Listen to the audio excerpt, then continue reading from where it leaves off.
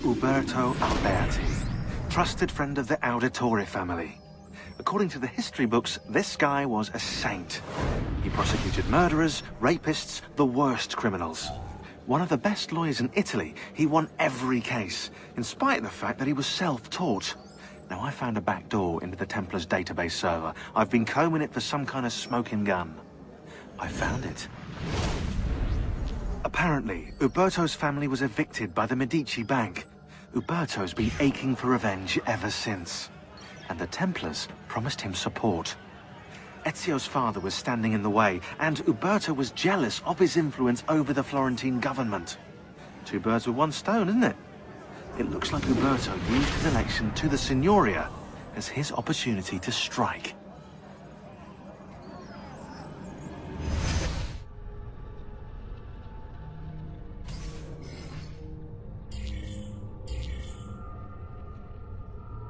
Uberto Alberti. My love, I put these thoughts to paper in the hope that I might one day have the courage to share them with you. In time, you'll no doubt learn that I betrayed Giovanni, labeled him a traitor, and sentenced him to die. History will likely judge this to have been a matter of politics and greed. Know that it was not hate that forced my hand, but fear. When the Medici robbed us of all we owned, I found myself afraid. For you, for our son, for the future. What hope in this world for a man without proper means?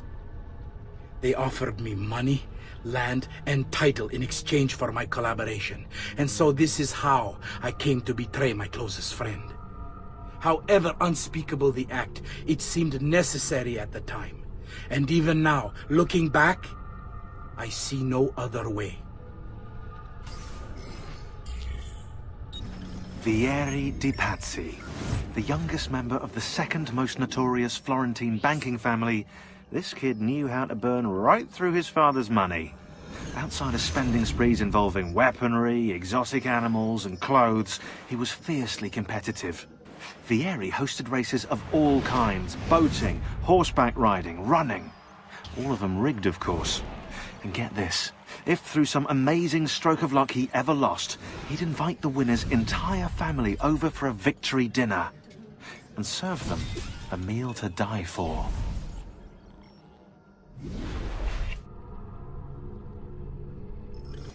Messer Francesco, I have done as requested and spoken with your son. I agree with your assessment, though only in part. Yes, Vieri is brash and prone to act without forethought. And he has a habit of treating the mercenari like playthings. I have received reports of at least 3 men being disfigured as a result. But I do not think him, as you put it, beyond repair.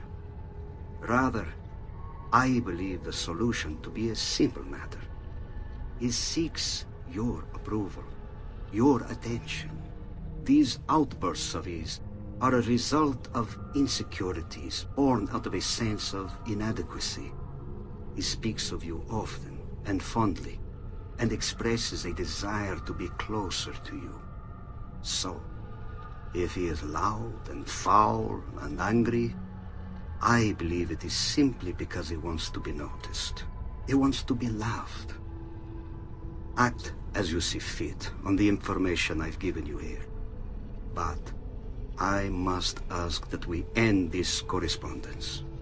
Were he to discover the nature of our conversations, I fear what might become of me. Yours in confidence, Fra Giocondo. Francesco di Pazzi. Brought up as a noble in a city captivated by the newly rich Medici family, Francesco was taught to hate the middle class and its social climbers. Dismayed, he watched as the Medici Bank eclipsed his own, and centuries of influence over the Florentine government slipped away. It looks like the Spaniard offered him a solution. Rather than compete in something as dirty as banking, Francesco only had to do one thing for the Templars, one thing to put the middle class in their place for good. Kill the Medici. Giovanni Auditore tried to stop Francesco by putting him in jail. But the Templars took care of that.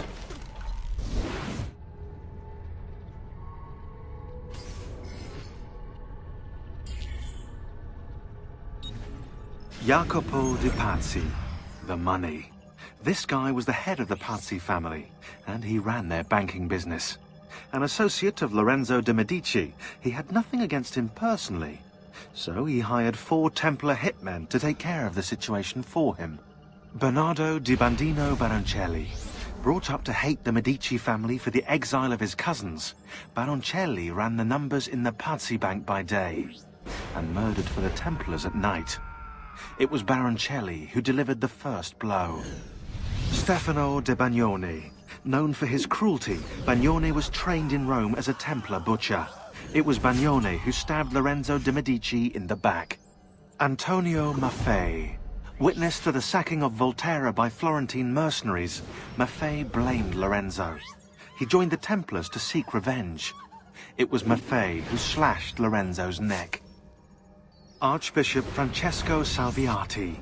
Convinced he would be the next Archbishop of Florence, Salviati was enraged when Lorenzo stood in his way.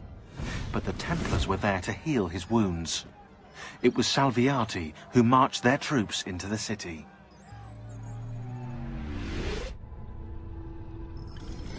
Maestro, it's with fear in my heart that I write this letter.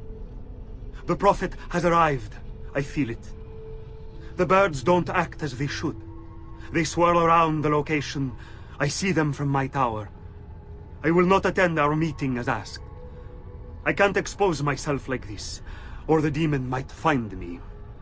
Forgive me, for I am only listening to my voice. May the Father of Understanding guide you. Guide me, Brother A. Emilio Barbarigo. Titan of Venetian industry, terror of the underworld. Aided by his powerful family, he cornered the market through smart business practices such as edging out the competition and lobbying the government. He funded the Venetian police force almost single-handedly, keeping the streets safe from crime and his finances tax-free. Emilio claims to be a supporter of the Republic. The problem is, once you own the police force, voting becomes, well, inefficient. As does, you know, opposition.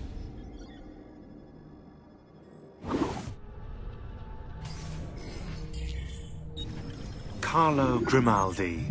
Emerging from his palace in Monaco with a craving for political power, Carlo quickly became a key guest at the tables of Venetian nobility, while his reputation for discretion earned him entrance into the back rooms. Here's how the old bastard ended up in the Council of Ten. While visiting the head of the council, Ignazio Contarini, Carlo ran into Ignazio's daughter. Desperate for help and aware of Carlo's trustworthy reputation, she confided in him.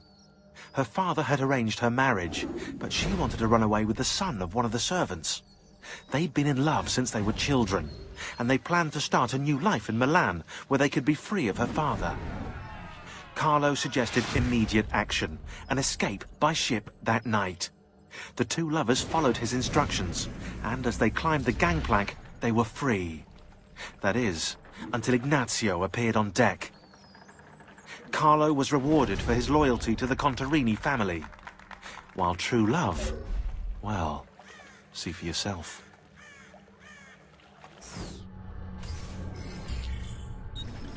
Marco Barbarigo.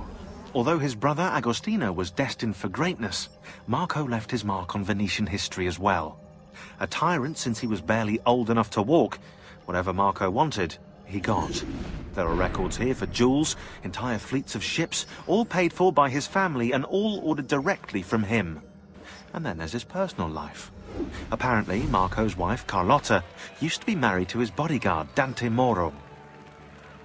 Dante was captain of the city guard, and heir to one of the most prestigious families in Venezia.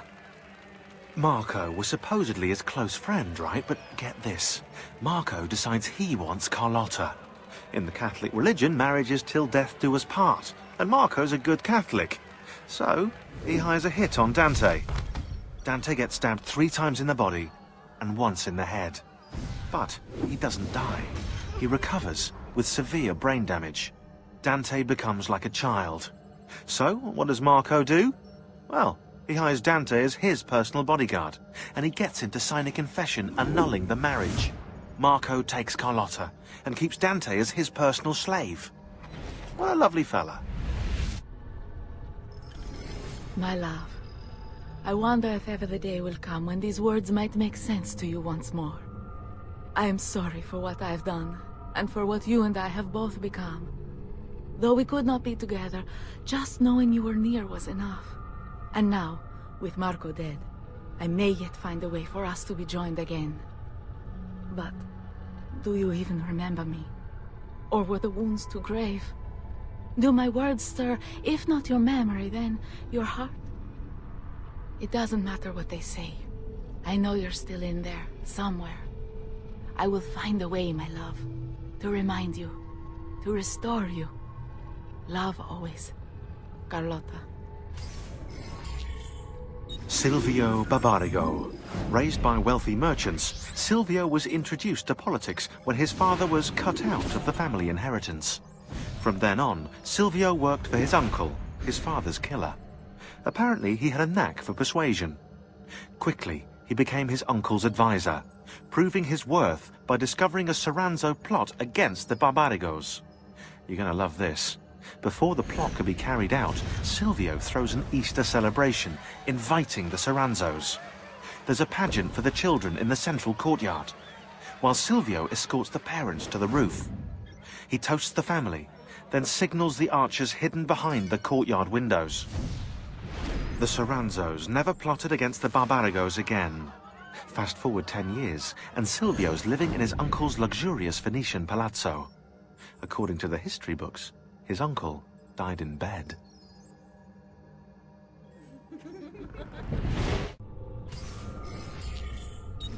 Cecco and Ludovico Orsi. Bored with their leisurely life in the countryside, the Orsi brothers decided to spice things up a little. They started a money-lending business that was extremely successful, mostly because they killed anyone who didn't pay them back. Then, Caterina Sforza hired them to murder her Templar husband, Girolamo Riario, which they did in true cavalier fashion.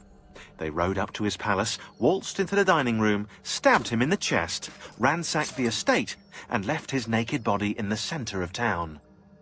According to Abstergo's files, Rodrigo Borgia, after escaping from Venice, offered to pay them for the recapture of the Peace of Eden. And, of course, Caterina's head. It was the Orsi brothers' idea to kidnap her children. I ask you, what has this world come to when the rich go so bad?